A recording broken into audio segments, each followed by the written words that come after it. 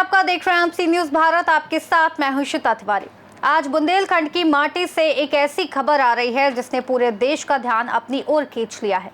अमूमन हम देखते हैं कि बड़े सितारों और वीवीआईपी का जमावड़ा बड़े शहरों के आलीशान होटलों में होता है, लेकिन 8 मार्च को उत्तर प्रदेश के जालौन जिले का एक छोटा सा गांव चमारी इतिहास के पन्नों में दर्ज हो गया। जी हाँ, मौका था वरिष्ठ पत्रकार सौरभ द्विवेदी द्वारा अपने दादा की स्मृति में बनवाए गए माता प्रसाद द्विवेदी पुस्तकालय के भव्य लोकार्पण का। एक ऐसा पुस्तकालय जो सिर्फ ईंट पत्थरों की इमारत नहीं बल्कि बुंदेलखंड के युवाओं के सपनों की नई उड़ान है, जहां विकास दिव्यकीर्ति के ज्ञान की गूंज थी, कुमार विश्वास की कविताओं की मिठास थी और जाकिर खान का देसी अंदाज। आइए देखते हैं इस ऐतिहासिक दिन की एक एक तस्वीर। 8 मार्च की तारीख जालौन के लिए स्वर्ण अक्षरों में लिखी गई। सौरभ द्विवेदी ने अपने पैतृक गांव में शिक्षा की जो अलख जगाई, उसे देखने के लिए देश की सबसे प्रतिष्ठित हस्तियां जमीन पर उतर आई। नोबेल शांति पुरस्कार विजेता कैलाश सत्यार्थी की गरिमामय उपस्थिति ने जहां इस आयोजन को अंतर्राष्ट्रीय पहचान दी, वहीं राज्यसभा के उप सभापति हरिवंश नारायण सिंह ने ग्रामीण विकास में ज्ञान की भूमिका को रेखांकित किया।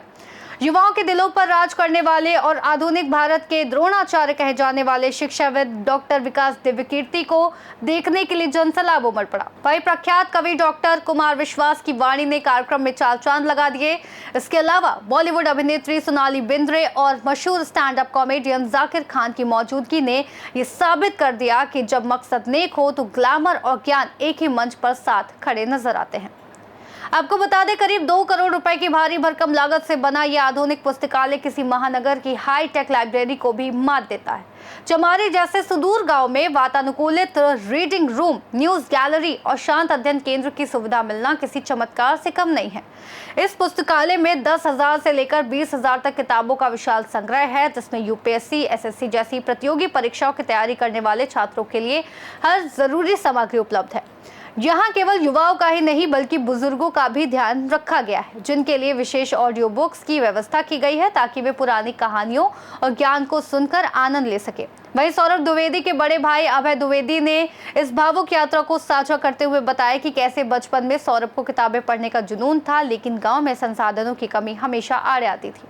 उसी कमी को ताकत बनाकर आज उन्होंने अपने गाँव को ये नायाब तोहफा दिया है।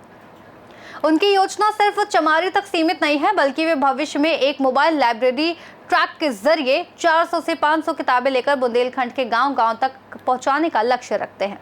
जाहिर है ये पुस्तकालय अब चमारी और आसपास के दर्जनों गांव के उन हजारों युवाओं के लिए उम्मीद की किरण बन गया है जो संसाधनों के अभाव से अपने सपनों को दम तोड़ने देते हैं।